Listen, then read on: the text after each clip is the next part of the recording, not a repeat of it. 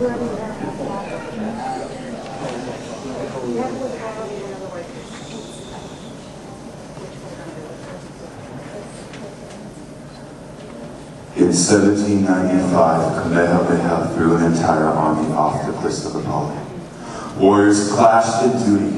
Newly acquired muskets made warfare deadly. Spears evolved to bullets faster than flesh can react. His men threw them all off. An army of 400 fighting an invasion from the Big Island. Bodies twisting and flailing in fear or prayer, or both. They fell 1,000 feet. In the end, they were close to 1,000 feet, connected to close to 1,000 legs, twisted and bent in prayer form, with faces frozen in fear, or broken, like the commandments of a forgotten faith. What must it feel like to fall like that? To be pushed so close to the edge, to be rattled so near the rim of existence, and take a step, like those trapped in twin towers choosing to leap to escape the heat. When does the soul leave the body? I refuse to believe it hatches when the eggshell exterior meets the earth. I like to think it stays floating, free from the fall, long gone before the landing.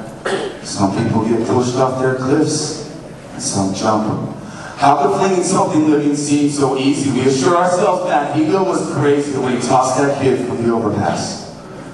We sleep better believing that baby Cyrus, who fell like Icarus into oncoming traffic, was a freak of nurture.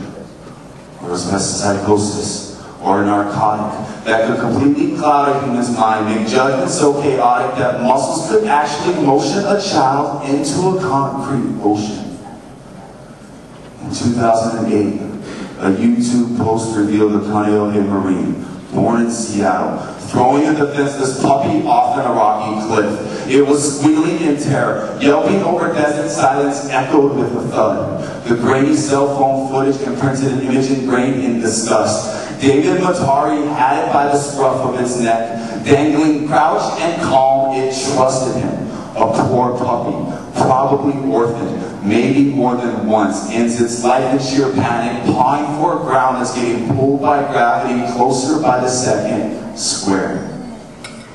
When bodies and beliefs get tossed around like Zeus's lightning bolts, what's left to get shocked by?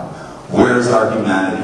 Iraqi children are being orphaned and massacred daily, and it takes a fucking puppy to get people's attention to the conditions of cruelty in our current conflict.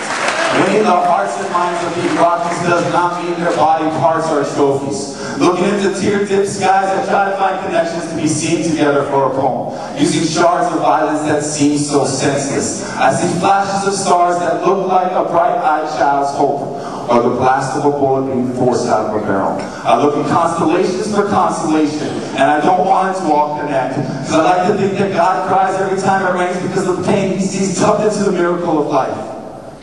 But if there's one thing that surfing the internet has taught me, it's that if God could really see us now, God's done crying. He's pissing on us with our own pollution, writing his name in ice caps, using his native scripts. And there's your biblical explanation for global warming. Like we'd even notice the global warming if God was so gracious to give us a warning shot.